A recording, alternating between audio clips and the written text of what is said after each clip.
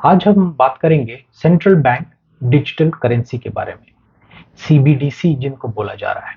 Central bank digital currency क्या है? ये एक digital form of Indian rupee है। Digital form of Indian rupee की क्या जरूरत पड़ी, इसके बारे में भी हम थोड़ी सी बात करेंगे। आप लोगों ने सुना होगा बिटकॉइन के बारे में। बिटकॉइन एक क्रिप्टो करेंसी है जो बेसिकली एक डिजिटल फॉर्म ऑफ करेंसी है। पर ये जो बिटकॉइन है, इसका कोई रेगुलेटर नहीं है, कोई इशूअर नहीं है। बिटकॉइन है जो किसी कंट्री स्पेसिफिक की कोई करेंसी नहीं है। ये एक ग्लोबली लोगों को एक्सेप्टेबल लगा, तो सभी कोई बिटकॉइन को as a legal tender use करने की कोशिश करने लगे। बट एक्चुअली में ये लीगल टेंडर था नहीं, किसी कंट्री की सेंट्रल बैंक ने इसको इशू नहीं किया था। बट चूंकि ये इतनी पॉपुलर हो गई, लोगों में इतनी एक्सेप्टेबल हो गई, तो गवर्नमेंट को लगा कि instead of fighting bitcoin by banning it और doing other stuff, why we should not ourselves give the public a form of digital currency। तो उस कॉन्सेप्ट पे mainly to fight the crypto currencies like bitcoin and ethereum, government ने decide किया कि ban नहीं करना है, इंस्टेड हम अपनी ही डिजिटल करेंसी लॉन्च कर देते हैं। तो इस केस में क्या होगा, ये रेगुलेटेड भी है, एक कंट्री की सेंट्रल बैंक इशू कर रही है, तो लोगों को इसके ऊपर भरोसा भी ज्यादा होगा। ये एक बहुत बड़ा कारण है। बहुत सारे central banks across the world अब डिजिटल करेंसी के पायलट प्रोजेक्ट्स में के ऊपर में आ गए। चाइना हमसे बहुत आगे है, बट इंडिया भी बहुत पीछे नहीं है। यूरोप भी ट्राई कर रही है, पूरी यूरोपियन यूनियन ट्राई कर रही है कि एक डिजिटल फॉर्म ऑफ यूरो को जल्द से जल्द लॉन्च करें। पहले समझने की बात यह है कि क्या इस दुनिया को डिजिटल करेंसी की जरूरत थी या नहीं।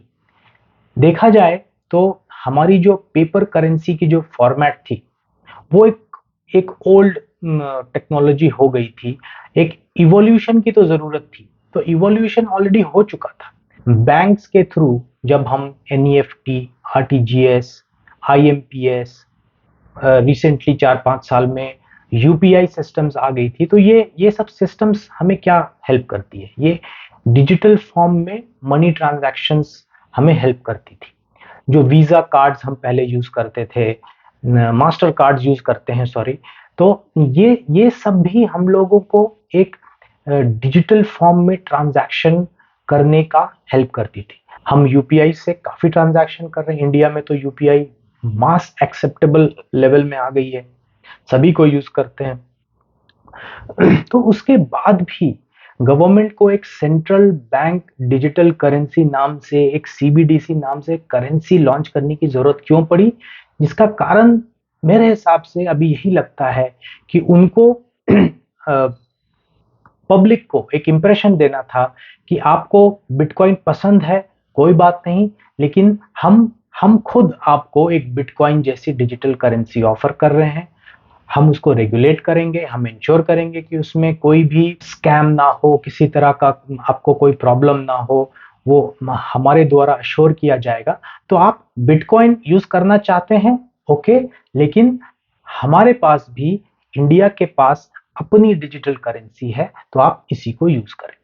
सीबीडीसी का मेन मकसद इमीडिएटली आज के डेट में बिटकॉइन का एक रिप्लेसमेंट बनने का ज्यादा है, instead of thinking of the benefits of digital currency.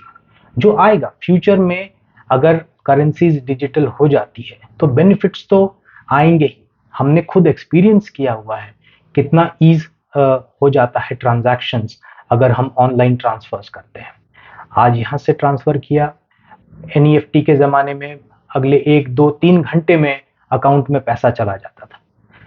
पहले हम लोग मनी ऑर्डर करते थे, कैश भेजते थे, तो कई दिनों तक वो ट्रांजैक्शंस में ही रहता था और जो रिसीवर है उसको काफी दिन लग जाते थे पैसे मिलने। लेकिन ये एनईएफटी, आरटीजीएस आया, उसके बाद आईएमपीएस आ गया। आईएमपीएस में हम अभी ट्रांसफर करते थे और कुछ ही सेकंड्स में जो रिसीवर है उसके अकाउंट में पैसा क्रेडिट हो जाता था। यूपीआई तो मास एक्सेप्टेबल हो गया, क्योंकि यूपीआई ट्रांसफर हम अपने फोन से फोन नंबर के बेसिस पे ट्रांसफर कर सकते थे, हमें बैंक अकाउंट भी याद रखने की जरूरत नहीं है, कोई आईएफएससी कोड याद रखने की जरूरत नहीं है। तो gradual transformation from cash economy to a digital economy already हो ही रहा था, बट इस स्टेज में गवर्नमेंट को बिटकॉइन को काउंटर करना था, और इसीलिए almost all big economies of the world are bringing their own CBDCs. Immediately कोई डिजिटल करेंसी की जरूरत थी नहीं, बट करना पड़ा बिटकॉइन को काउंटर करने के लिए। एक जनरल डेटा है कि out of all the transactions that happen in this world, almost 90% transactions happening digitally. 90% जो ट्रांजैक्शंस होती है, मनी की जो लेन देन होती है, वो डिजिटल फॉर्म में ऑलरेडी हो रही है। Only 10% is cash. In fact values तो 10% से भी लेस है। और जैसे जैसे इंडिया जैसी कंट्री यूपीआई यूज करने लग रही है, और यूपीआई अब आप जानते हैं कि बाहर की कंट्रीज भी यूज करना चाहती है यूपीआई टेक्नोलॉजी, तो ये जो कैश डिपेंडेंसी है इकोनॉमी की, ये और भी कम होती जाएगी। तो अगर यूपीआई, एनईएफटी, आईएमपीएस ये सब इतनी इफेक्टिव ऑलरेडी है हमारे पास, तो क्या डिजिटल करेंसी की जरूरत थी? देखा जाए तो इमीडिएटली आज के डेट में कोई ऐसी हड़बड़ी नहीं थी इसको इम्प्लीमेंट करने की।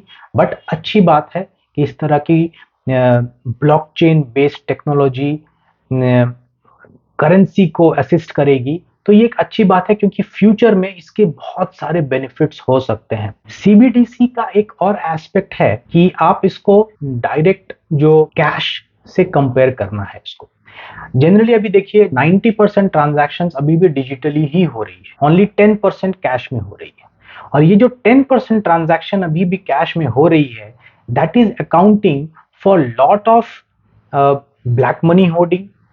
टेररिज्म के लिए वो पैसा जो यूज होता है वो मेनली कैश में ही होता है, तो उसको टेक केयर करने के लिए भी ये डिजिटल करेंसी काफी इफेक्टिव रहेगी। अब सपोज फ्यूचर में हम लोग ऐसे इकोनॉमी में आ जाते हैं जहां पर कि कैश है ही नहीं, सीबीडीसी है या तो हमारी मनी जो हमारे बैंक अकाउंट्स में पड़ी हुई है, तो दो ही फॉर्म ऑफ इस टाइप की मनी जो कि गवर्नमेंट किसी भी एक्सटेंट तक ट्रैक कर सकती है। क्या इसमें ब्लैक मनी रखना पॉसिबल होगा? नहीं होगा। अगर बैंक में हम रखते हैं या किसी वॉलेट्स में रखते हैं तो भी ये पैसा ट्रैक हो सकता है। तो ब्लैक मनी तो लगभग करेंसी फॉर्म में ब्लैक मनी को होल्ड करना इम्पॉसिबल हो जाएगा। दूसरी एक बात ये है कि आरबीआई अभी पेपर करेंसी है वो किस तरह से सर्कुलेट करे। अभी वो पेपर प्रिंट करती है, फिर वो बैंक्स के थ्रू इसकी डिस्ट्रीब्यूशन करती है to common public, to all the users, not public, businesses भी। तो बैंक्स के थ्रू इसको डिस्ट्रीब्यूट करती है। अभी कहा ऐसा जा रहा है कि सेंट्रल बैंक इसको डायरेक्टली इशू करेगी। लोग वॉलेट्स ओपन करेंगे डायरेक्ट आरबीआई अकाउंट में, और आरबीआई डायरेक्टली इसको लोगों को इशू कर। मुझे की लिमिटेशंस लगती है, क्या आरबीआई के पास रियली इतनी इंफ्रास्ट्रक्चर है कि वो हर एक सिटीजन का वॉलेट्स ओपन करेगी, उसमें ट्रांसफर्स करेगी, उसको मॉनिटर करेगी? आई थिंक इवेंचुअली ये बैंक्स के थ्रू ही ये ट्रांजैक्शंस होगा। दूसरी एक बात और भी है, because CBDC is a replacement of cash, it is not a replacement of money sitting in our bank account, it is a replacement for the cash. तो कैश पे क्या हमें इंटरेस्ट मिलता है? हमें कोई इंटरेस्ट नहीं मिलता। तो सीबीडीसी पे भी मोस्ट प्रोबेबली इंटरेस्ट नहीं मिलेगा। तो यहाँ पर एक प्रॉब्लम ये है कि अगर मेजॉरिटी जनता अगर जिस तरह से ब्लॉकचेन से प्रभावित होके वो बिटकॉइन में इन्वेस्ट करने लगी थी, बिटकॉइन होल्ड करने लगी थी, उसी तरह अगर digital form of currency CBDC से में जनता बहुत इंक्लाइन हो जाएगी, तो सारा पैसा वो सीबीडीसी वॉलेट में रखेगी, बैंक में फिर रखेगी नहीं। और सीबीडीसी वॉलेट में तो कोई इंटरेस्ट है नहीं, तो इसमें जनता का भी नुकसान है और बैंक का भी नुकसान है, क्योंकि बैंक फिर बिजनेस कैसे करेगी अगर सारा पैसा वॉलेट में होगा। तो इस ये जो एक एस्पेक्ट है, इसको टेक केयर करने के लिए मेरे हिसाब से आरबीआई जिस तरह से आज करेंसी प्रिंट करती है, उसी तरह सीबीडीसी को भी वो उसी तरह से रेगुलेट करने की कोशिश करेगी कि वो सीबीडीसी इशू करेगी, वो बैंक के पास जाएगा और उसके बाद बैंक के थ्रू सारे डिस्ट्रीब्यूशंस होंगे। तो हमारे पर्सपेक्टिव से इसको समझना ऐसा होगा कि सपोज हमारे पास एक एचडीएफसी बैंक में एक बैंक अकाउंट है, उस बैंक अकाउंट में एक छोटा सा एक साइड वॉलेट ओपन हो जाएगा और बैंक हमें ऑप्शन देगा, या तो आप बैंक में पैसा रखें या तो आप उस वॉलेट में, सीबीडीसी वॉलेट में पैसा रखें। जो आप सीबीडीसी वॉलेट में जो पैसा रखेंगे उसमें आपको कोई इंटरेस्ट नहीं मिलेगा जैसे करंट अकाउंट में होता है। पर अगर आप सेविंग्स अकाउंट में रखें, फिक्स डिपॉजिट अकाउंट में रखें, या फिर उस पैसे को कहीं पर हमारे इन्वेस्टमेंट चैनल में इन्वेस्ट कर दें, तो आप उसमें ऑफ कोर्स रिटर्न्स और इंटरेस्ट दोनों मिलेंगे। तो उस रेस्पेक्ट में सीबीडीसी एक बहुत ही अच्छा स्टेप है इंडिया जैसी कंट्री के लिए, जहां पर कि डायरेक्ट बेनिफिट ट्रांसफर जैसी स्कीम्स बहुत जरूरी है। उस पैसे को सही लोगों को देना, तुरंत देना, और वो पैसा जिस लिए दिया गया है उसी पर्पस के लिए यूज हो रहा है कि नहीं, उसको इंश्योर करना, ये सब चीज एक डिजिटल करेंसी के द्वारा किया जा सकता है। और ये इमीडिएटली तो नहीं होगा मेरे हिसाब से, लेकिन I think in future it is a good step, और हमें इसको अक्नॉलेज करना चाहिए कि ये एक भारत सरकार ने एक बहुत अच्छा स्टेप लिया है।